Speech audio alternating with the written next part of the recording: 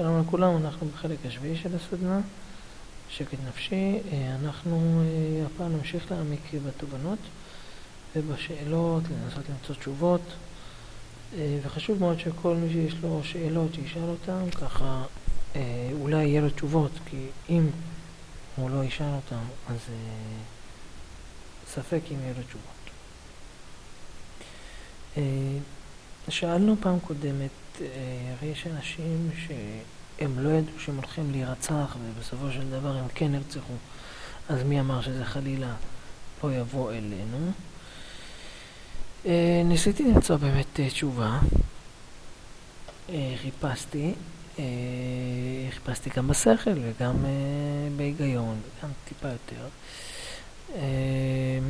לא כל כך מצאתי כרגע, כי אני עושה גם את ההתבוננות הזאת בנושא הזה איתכם בפעם הראשונה, אבל כרגע יש משהו אחר שאני יכול להגיד לכם שהוא טיפה עונה אולי על השאלה הזאת, שבאמת יש דברים שהם לא בשליטה שלנו, אין ברירה, חייב להודות ולהגיד את זה. יש דברים שהם לא בשליטה שלנו, אנחנו לא יכולים לגרום למשאבי רוח או לגלי ים שיפסיקו וכדומה וכדומה. אז יש דברים שהם לא בשליטה שלנו. מה שכן בשליטה שלנו, אנחנו צריכים לשים לב אליהם. אם יש מישהו חשוד שהוא בסביבה,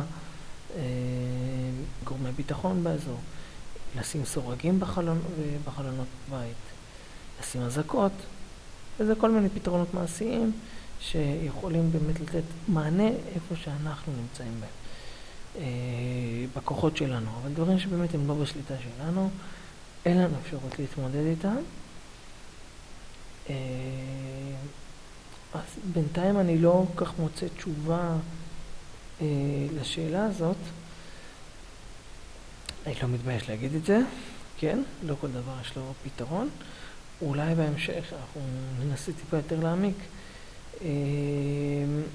אבל בינתיים אני חוזר אחורה לתובנות, תובנה שכן הצלחנו להגיע אליה, וננסה לחדד אותה, אולי משם כן יהיה לנו פתרון. וזה בכללי תדעו בעבודה, בהתבוננות. בשלב הזה של הניתוח תמיד אפשר לחזור אחורה, לקפוץ קדימה, לשאול שאלות, כאילו הכל, אין בזה הרבה סדר, כי זה בירורים, אתה מברר, ובבירורים תמיד אפשר לזוז קדימה, אחורה, ולכן אם אתם רואים, אני עכשיו אקפוץ טיפה אחורה לנושא הזה, זה לא בעיה. אין בזה בעיה, כי זה שלב של בירורים. אבל בכל זאת, אני לא ארשום את זה למעלה פה, אני לא ארשום את זה פה למעלה, מיד אחרי זה, אלא אני ארשום את זה בכמה שורות אחרי זה, שאם בכל זאת אני אמצא תשובה, אני אענה על זה. אז אני אגיד לכם, נחזור שנייה אחת לכלל הזה. פחד הוא דבר שמוביל אותנו קדימה לעבר השלבים המעשיים. הוא סך הכל מנגנון, הוא כמו אזעקה לרכב, כמו מידע מודיעיני שהולך להיות חלילה איזה פיגוע, אז פשוט זה התפקיד של הפחד, ואנחנו צריכים להשתמש בו. אז מה באמת עושים? מה שכן אפשר לעשות זה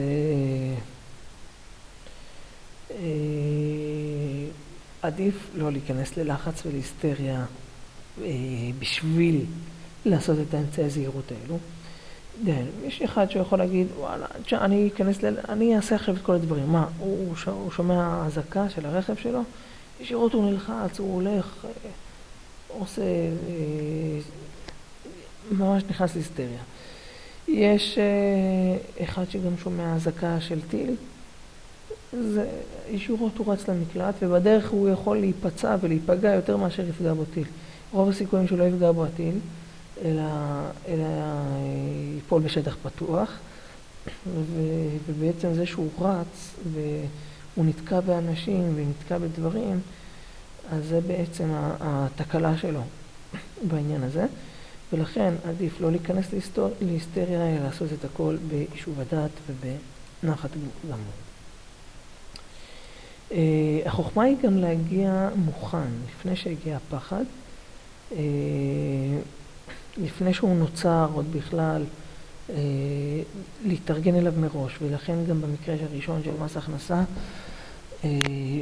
פשוט יש פתרון לפעם הבאה. תדאג שכל המטלות שלך יהיו מראש מסודרות, תרשום, תשלח להם את כל התפסים שצריך, את כל הדברים שצריך, וככה שהם יגיעו פעם הבאה, אתה לא תהיה מודאג או לחוץ או משהו כזה. אז יש לנו פתרון, אז נפתח קטגוריה של מסקנות ופתרונות, ונרשום בהם את הפתרון החדש שיש לנו, לפחות בינתיים. הפתרון הוא שבאמת אם יש לך פחד, תיקח אותו לעניין מעשי, וככה זה לא ידיג אותך. טוב, התקדמנו. בפעם עדיין נעסוק טיפה בשאלה הזאת, נשתדל למצוא לכם תשובה לפעם הבאה, ונתקדם קדימה במה שאנחנו יכולים, ונשתדל למצוא פתרונות או תשובות לבעיות. תודה לכם וכל טוב.